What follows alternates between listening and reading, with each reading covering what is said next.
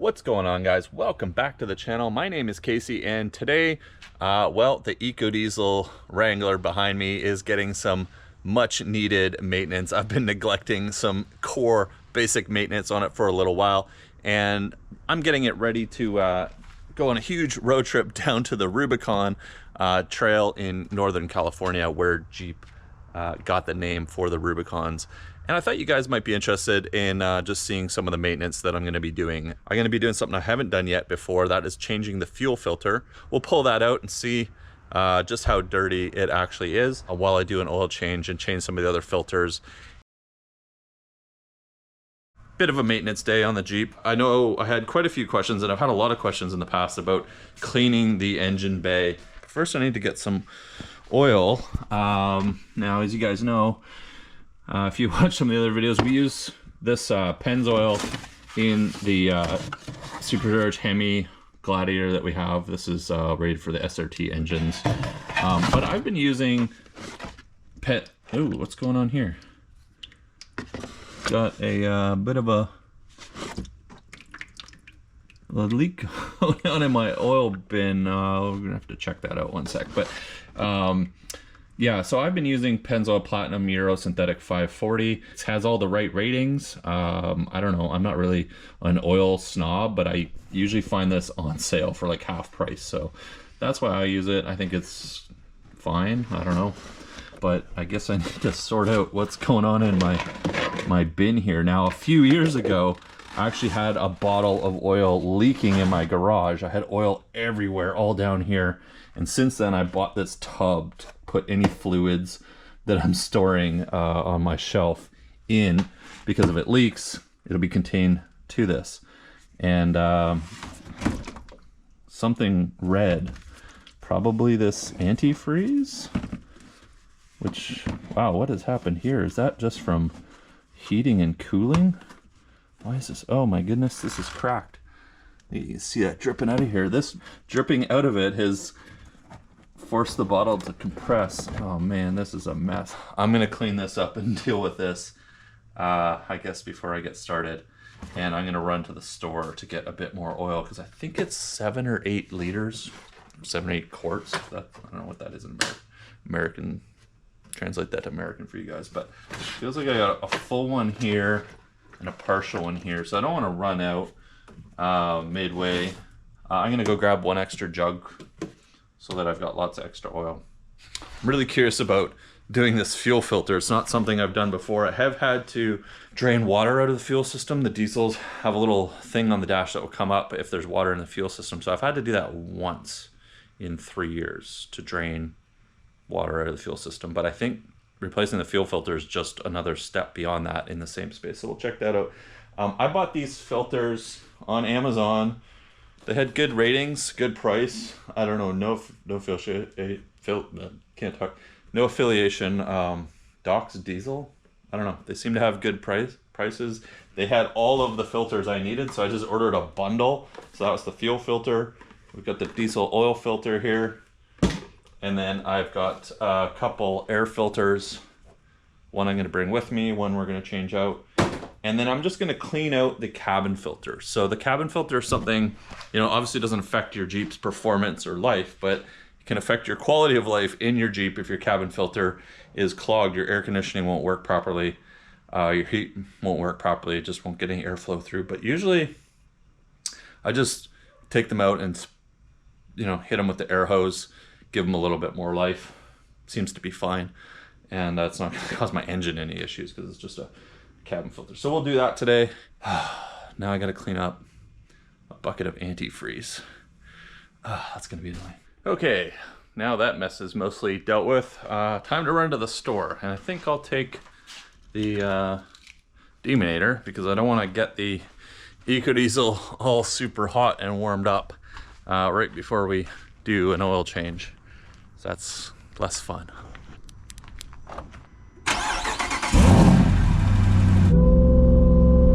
Now, some of you guys might be wondering, why aren't we taking the deminator down to the Rubicon Trail? Because it seems pretty fitting for that adventure, but 2 reasons, well, maybe 3. One, we don't have any skid plates on the deminator, and I don't know this is probably a huge debate about whether or not you need skid plates to run the Rubicon Trail. But I think the Wrangler is much more built for running harder obstacle trails. So I don't want to go down to the Rubicon and just run a bunch of bypasses the whole time. I want to run and try to do some of the hard stuff. And I think having skid plates is going to be super important for that. So we can always take the D-meter down some other time in the future.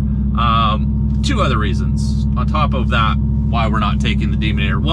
The other one, number two, is I'm still trying to figure out what to do about hydro assist steering.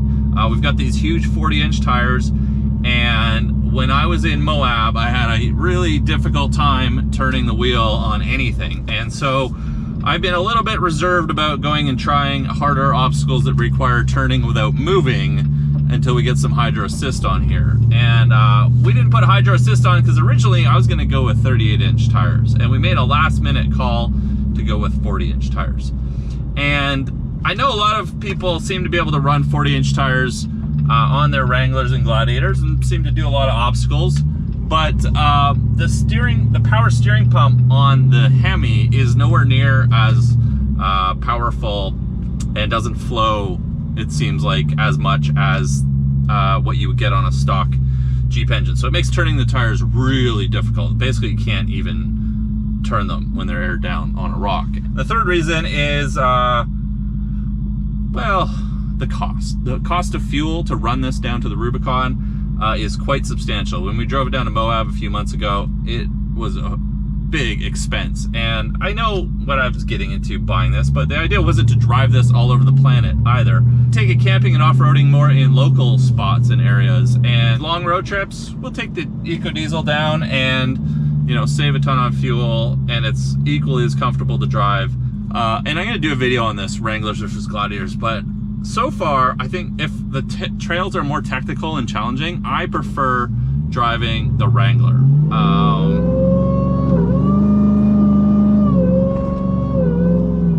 The Gladiator is quite large. I think the Gladiator is a great overland platform.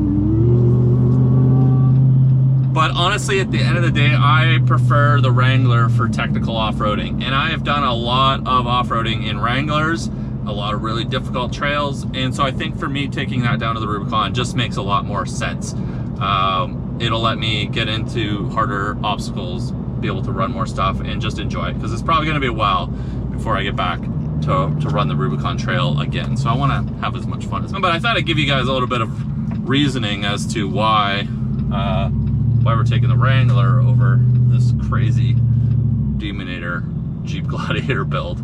We're back at the house. Scored a sweet deal. I thought it was going to be on sale, but I had to go to 2 stores to find it in stock. But this was actually like half price at Canadian Tires. So this is the 540 Euro spec. You guys are always asking what oil I'm using. Yeah, this is like 38 bucks per jug. So let's get going. Clean up the engine. Oh, just looking at this. Yeah, we gotta clean this too. That'll be next. All right. One day, guys. One day, I'm gonna get a shop with a lift, and where I can work on the Jeeps inside, rather than climbing under them on my driveway all the time. So none of them will fit inside my garage because it has like a 6'8" or 6'10" garage door. And I don't have anywhere to build a shop. And I keep spending all my money on Jeeps. Metalcloak does leave a nice big opening for the oil drain plug in the bottom of their skid plates here. So it does make changing the oil fairly simple. As well, over here on the fuel tank side, and the diesels have the fuel tanks on the driver's side, we have a panel here that we can open up to get our fuel filter and fuel filter drain if we need to. The undercloak armor for Metalcloak has taken quite a beating on the trails, and I like that they use these little I don't know, what do you call these, UFOs? They look like UFOs, to cover the bolt heads on the skid plates from getting smashed up when you're gliding over rocks. But yeah, look at this, we've been beating this up pretty good. go. Can we get this right? I know a lot of people suggested to use a bucket on the Demonator last time. It helps with the oil spilling out. The JL is a little lower to the ground, so I'm hoping I can get this just right and not spill it all over my driveway. Oh, and I didn't bring any rags. One sec, we need a rag. Oh, I got some on the driveway. One day I'll get a bucket, guys. You know what? It was me just moving so quickly that I got it on the driveway. The dirt will cover that up. Oh, it smells very sooty. There's a lot of soot in the diesel engine oil. It's black, like charcoal. Fun little fact about the Ecodiesel oil filter. If you're not an Ecodiesel owner, or you are, and you're gonna change your oil for the first time, it's actually located at the top of the engine, which my opinion makes it a bit more of a pain to extract and not get oil everywhere. It is just below the intake tube, right there, and they put a nice little like 27 mil socket on the top of it to make unscrewing the housing a little bit easier. So let's see if we can get this out without making a massive mess. A bunch of paper towel under there in case we get some drips. Oh, we're gonna need a big extension for this too.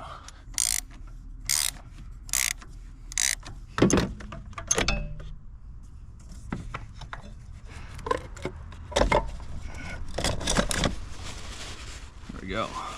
Can be a bit messy, but jam a bunch of paper towels underneath. Should take care of most of the drips, so you're not dripping all over your whatever's below there. You're supposed to torque this down to 25 Newton meters, wherever the heck that is. Hopefully my torque wrench says Newton meters, otherwise we'll just Google it, but it's not very much torque. It's like 17 or 18, just under 20 foot-pounds as the 20, what does it say on here? 25 Newton meters.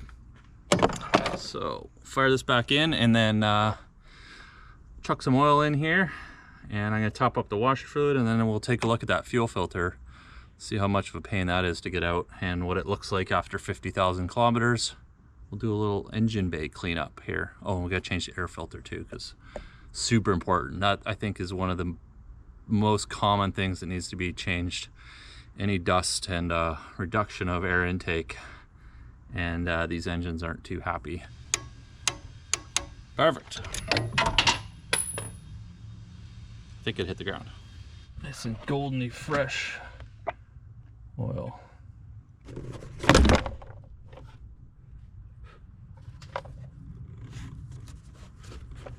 All right, the other thing we need to change is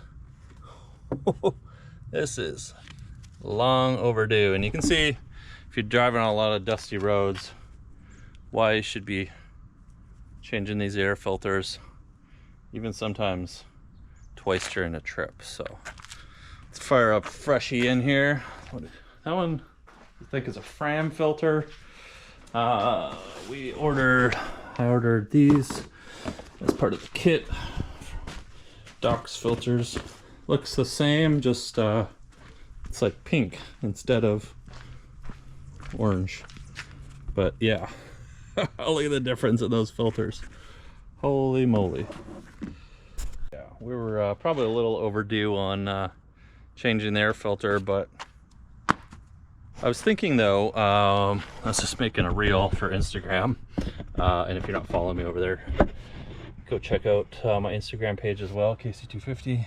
But I was thinking about, and I've been talking about, if we're keeping the Ecodiesel, now that AEV has those snorkels available for them, I was thinking of maybe getting a snorkel and putting it on, but not so much for the snorkel part, but then I can add one of those cyclone particle separators. Have you seen those? They're like, look like a big mushroom. AEV makes one, and apparently it won't throw a code on the air intake because it limits the airflow a little bit. But they're supposed to be excellent at keeping out all of the dust, so that you actually never really need to change your air filters at all, from what I've read. So I was thinking about that.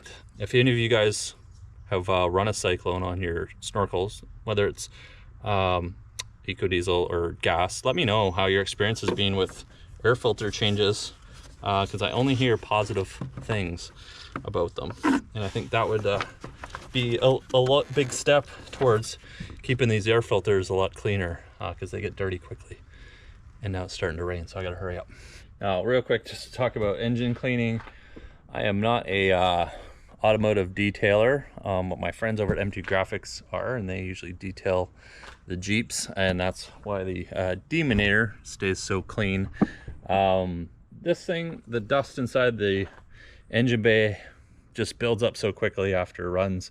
I don't spend a lot of time keeping it clean, but usually what I do is I just grab a hose and kind of hose things off, staying away from the airbox, staying away from the electrical. But what I found most important is to make sure the fins in your radiator get a good hosing out. Don't use a pressure washer, you don't want to bend them, but you know, I just make sure I take my hose, and kind of go in through the grill.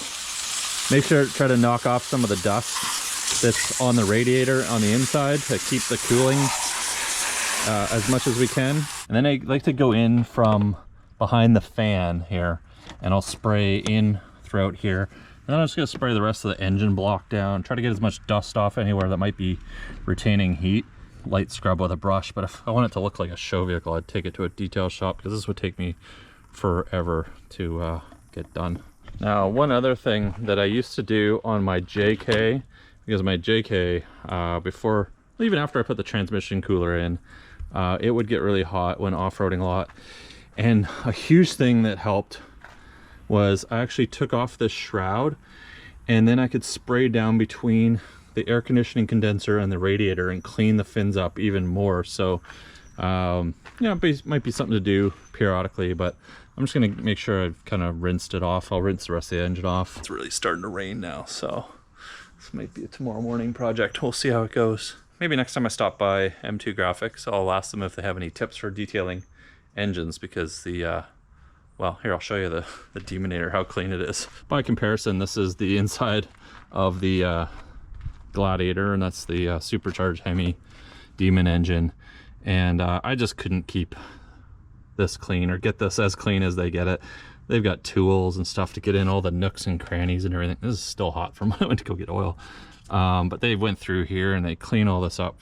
But I mean, this was super dirty. This is what you can get your engine looking like, because we went down to Moab and up into the Kootenai Mountains and Whipsaw Trail in this, and it was pretty dirty afterwards. You need little brushes and scrubbers to get in all the spots. And honestly, for cleaning your engine bay, I would just hose it off every now and then between runs, and maybe once or twice a year get a detail shop to go through it, unless you've got tons of time on your hands.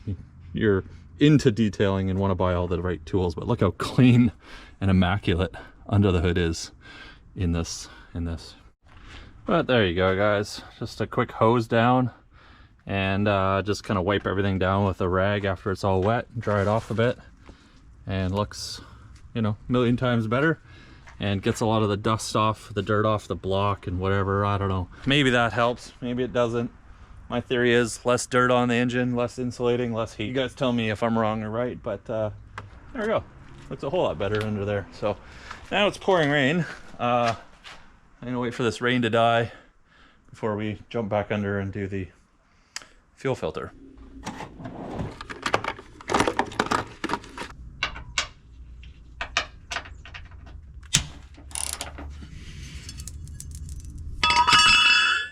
All right, it's a lot nicer out today. It looks like the rain has dried up, and we can get back in the driveway, finish off getting this fuel filter out. Just cracked the bolts loose and pulled the plate off the Metalcloak undercloak armor that we have under there, so we can get access to it, and helps protect that fuel filter, which I've actually seen, I think, well, Sean and Nate, Sean from Storytell Now and Nate from Dirt Lifestyle, when they ran the Rubicon last year, the person that was with them with the diesel actually had a lot of problems with the factory metal shroud that goes around the fuel filter and had problems with it getting damaged on the Rubicon Trail. So glad we have that, I think. But real quick, guys, before we pull that fuel filter out and see what it looks like, I wanted to answer some questions. You guys may notice this TV screen that's, well, it's been in my videos forever and it's never been doing anything. But we've actually got it hooked up now to a whole new video security system at the house, made by a company called Reolink. I've been looking for a video security system for quite a while. It's nice to get notifications on my phone anytime a vehicle or somebody walks down my driveway or up to the house. But this system's got a lot of cool features that I just want to share with you real quick. You don't need any subscription or cloud service to use it. You can use either the cameras standalone, or like I have it hooked up to a central system where all the cameras connect and they get powered off of that over network cables. But we can see multiple cameras, we can keep an eye on them all at once, either on a TV, you can get an app on your phone or your computer, and they work at night. They have night vision as well. I caught a really crazy thunderstorm on one of my cameras the other night. And the cameras that I have spotlights, so they're also like motion activated. Like this camera that we have above the garage, this is actually two cameras. This is two 4K cameras, one on each side, this side and this side. And it stitches them together so you have this super wide 180-degree view from one camera. And that's got these big spotlights on the bottom that you can kind of position and aim. I have them aimed down so they're not in your face as you walk in the garage. If you want to check out the cameras that I'm talking about, the Reolink cameras, I'll put a link down in the description below. Kind of handy because I've been using them for like B-roll if I forget to record something or I miss something that was going on between recording. Let's get back to finishing off the Ecodiesel. I need to go find something to collect the diesel fuel that's going to spill when we pull that fuel filter out. That's one of the annoying parts about changing this fuel filter. That's also going to introduce a bunch of air into the fuel lines, so we have to go through a priming procedure. Just like if you ran out of fuel, you have to do that as well. I don't actually know how to do that, so I got to look that up, but I'll show you guys before we wrap up this video. And let's get a look at that filter and see just how gross it is. Oh, and by the way, if you were wondering where the fuel filter is, if you're on your driver's side, I don't think I made this clear before, but it's basically directly under the driver's door. And you would normally have a metal shroud over top of it, but that gets removed as part of the installation with the Metalcloak armor. Did I get the right size socket for this? No, I didn't. So this is bigger than the oil filter socket, so I'll go find a bigger socket. I'm gonna put some gloves on because I hate if my hands smell like diesel fuel for the rest of the day if any gets on there.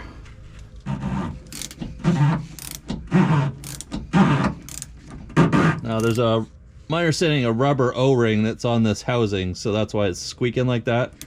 And I'm pretty sure there should be a new one in the box.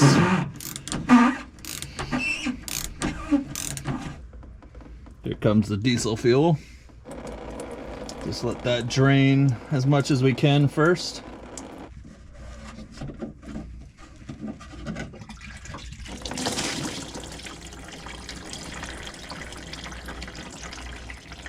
Okay, well that finishes draining. Let's see exactly what's in this box here.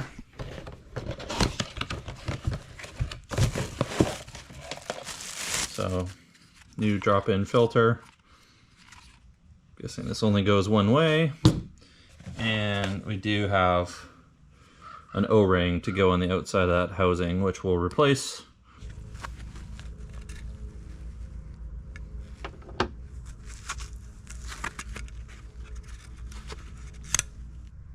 Now we gotta get this filter out. That's, I don't want to say it's stuck in there, but I think we gotta pry it out. Definitely a little bit harder with the armor in the way. It's a bit tough to get out of here. But I think if we just get this screwdriver, there we go. Popped it loose. Alright, so just a bit of a pressure fit on the top there. We had to get loose. But here is our old filter, and here is our fresh new filter. So huge difference after 50,000 kilometers in stuff that it gets out of the fuel from the pump. Holy moly, look at that. That's crazy. I think after looking at this, guys, I might change this maybe a little bit more often. I'm thinking maybe I'll go 2 oil changes. So usually I do around 7,000 K or so. So 15,000 kilometers, I'll do a fuel filter. We'll see what it looks like compared to a brand new one. So keep an eye out. I'll let you guys know next time I do that. And we'll see, we'll compare just how dark the fuel filter was after 15,000 K versus 50,000 kilometers. All right, let's pop this new one in. It should just pop right in place. Oh yeah, and for the record, I did find a torque setting for the cap. If you don't want to just hand bomb it, it's 18 foot-pounds. If you want to know how to prime the engine after you run out of fuel or change your fuel filter, remember a couple videos ago, 10 things I said every off-roader should learn, and one of them was look at the owner's manual. Jeep has a diesel engine supplement manual that goes with the Ecodiesels, and right here on page 43 they explain how to prime the motor if you run out of fuel. So we're gonna do that. It's pretty simple. Get my key, but we do need the keys. And before I put that skid plate and everything back on, I want to make sure we've got no fuel leaks or anything like that. All right, to prime it, it's pretty straightforward. Just come into your Jeep, and without your foot on the brake, press to the run position. You should hear your fuel pump whirring a little bit and priming the engine. So I guess just pushing fuel through the fuel system. That's annoying, that beep. So we want to put it to run, give it 30 seconds, turn it off. So hit it, press the button one more time, that'll turn your vehicle off. Then without your foot on the brake, go to run again, prime it one more time for 30 seconds, and then you should be done. You should be able to start it up. So let's take a look here. Foot on the brake. There we go. Fired right up, no problem. All right, 2 last things we need to do. I'll show you quickly how to pull the cabin filter out if you want to clean it or replace it. And I need to clear the oil change notification in here somewhere. I think it has to be. So with the Jeep off, if you go down to menu option 2, vehicle info, you can see your oil life here, and you can hold OK to reset it. There we go.